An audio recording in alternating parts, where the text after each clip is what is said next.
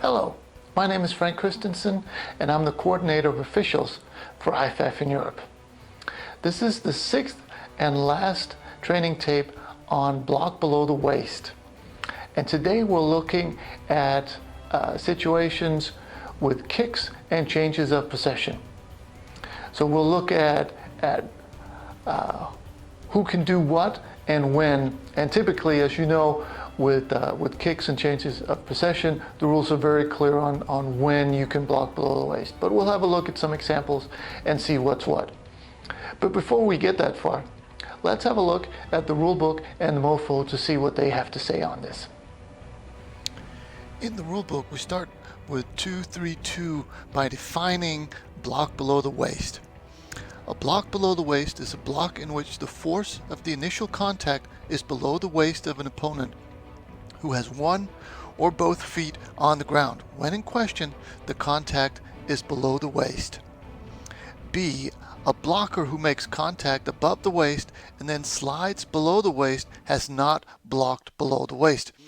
If the blocker first contacts the opponent's player's hands at the waist or above, it is a legal above the waist block. Rule 916 deals with blocking below the waist, and relevant for this training tape is subsection C, dealing with kicks. During a down in which there is a free kick or scrimmage kick, blocking below the waist by any player is illegal except against the ball carrier. And the important part here to notice is that it says during a down in which there is a kick. So it could even happen before the ball is kicked. And finally, D, after change of team possession. After any change of team possession, blocking below the waist by any player is illegal except against the ball carrier. In the MOFO, we start with section 3.3 contact fouls.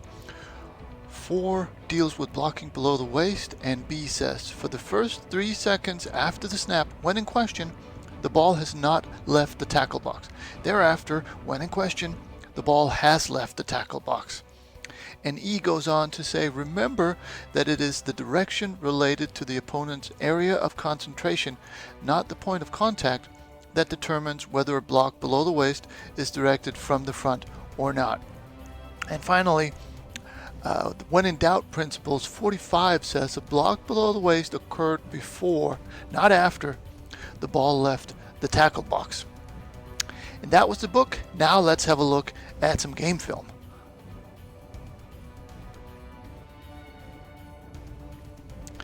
In this first example, you'll notice there are 2 return men. One of them will catch the ball, the other one will turn into a lead blocker. So right now he's becoming the lead blocker and he decides to go low.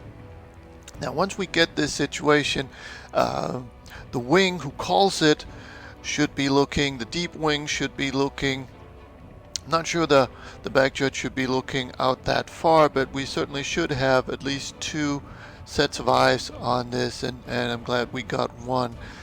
This is even a side block, so it would be illegal from that point of view also. But as we know, on any kicks or any changes of possession, anything low is illegal.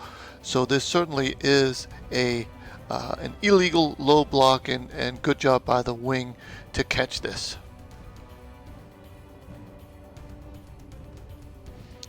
On this play, we have a similar situation where the ball is caught by one returner, and the other returner turns into a fullback, a lead blocker, and he goes low right there.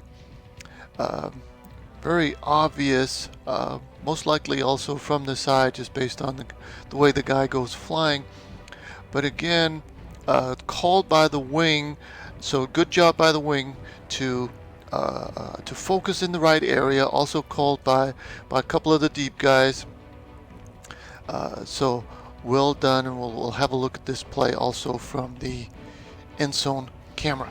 So here's the end zone shot of the same play, and the fullback or the lead blocker is going to come out and go low, which is completely illegal on any kicks and any changes of possession. So well done by the wing and the deep wing, to cover from the outside in and to catch this highly dangerous and very illegal play. This last example illustrates a legal low block on a kick. It's going to be a kicking team player, so a black jersey right there.